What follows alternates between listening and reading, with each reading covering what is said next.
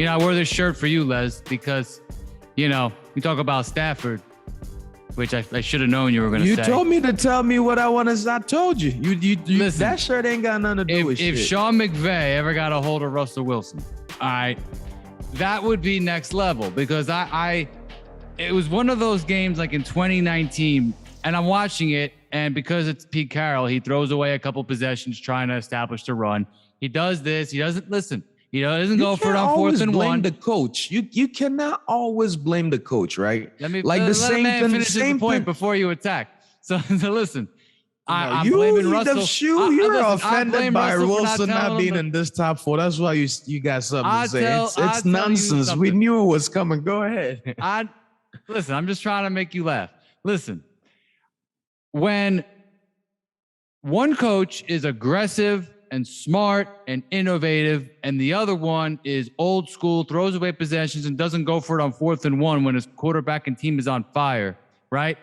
There was a game. They beat the Rams 30-29. I'll never forget this. 30-29, and they needed a missed kick at the end to pull out the win. And Russell played as well of a game of football as you could possibly pay. And that's where it's like, that's why this started trending on Twitter around that time. It was like, yo, if you just threw the ball 5-10 more times, you would have won the game by 10. Those are the kind of games, Les, why there was a breakup and why it's like, yo, I got to go to Denver. I got to go somewhere else. And it's like, Matt Stafford is a very good quarterback who looked great last year. But we see what Sean McVay and Kyle Shanahan do to these quarterbacks. And now I understand. So that's my long-winded way of saying, like, let's be careful here. All right. We're going to see at the end of this year if Matthew Stafford is truly a top 3 quarterback. You realize that Russell Wilson has played with players greater than Matthew Stafford still hasn't even played with. You understand that, right? So you don't sit there and just say that, he did. He played with Calvin Johnson level receiver, did he? Yeah. Name 5 players that he played with that are like. If Russell Wilson was in a dome with Calvin Johnson, they would have made the playoffs a few times. I don't care if me and you were on defense. He did make the playoffs. He did make the playoffs. They didn't always win it. But I'm gonna ask you this. You put Russell Wilson in that division and in that situation, I don't know how it's gonna go. I know it's gonna be great, but I don't know if he's gonna have 5K every fucking year.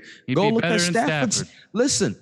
I don't know that. If Stafford had a defense not as good as, what's it called? And look at where it took them. You know what I mean? So, yeah, I absolutely believe that, you shouldn't be hurt. But actually, I take this back. The Denver Broncos is not going to make the playoffs, actually. I think the Patriots are going to I want you to pick against them so that you're more wrong. Patriots, Chargers are going to make it. No Denver. I take that back. Denver is out. Listen, Denver is not going to make it. Why would you think that I would be hurt? I'm entertained. You're hurt.